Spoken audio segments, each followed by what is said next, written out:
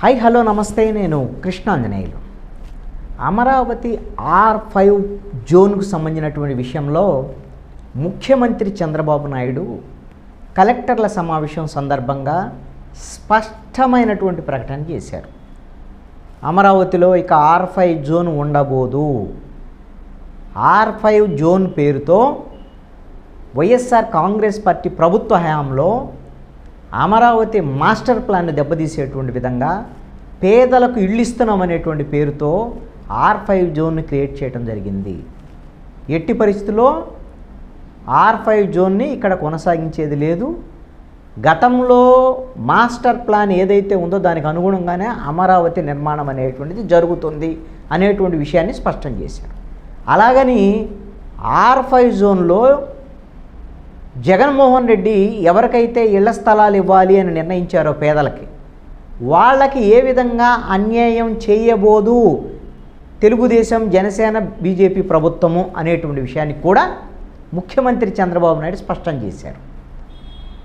పేదలకు అన్యాయం చేసేటువంటి ప్రభుత్వం మాది కాదు.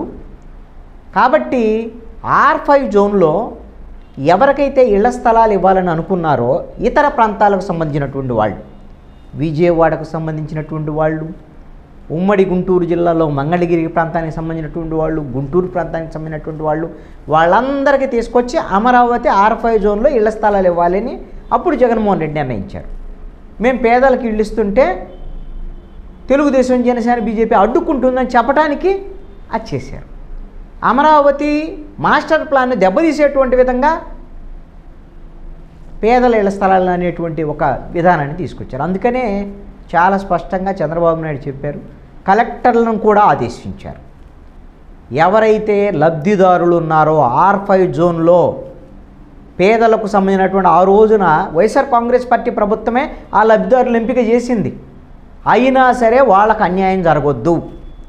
ఆ లబ్ధిదారులందరికీ, పేదలందరికీ కూడా వాళ్ళు ఏ ప్రాంతానికి సంబంధించినటువంటి వాళ్ళు అయితే ఆ ప్రాంతంలో వాళ్ళకి ఇళ్ల స్థలాలు ఇవ్వండి.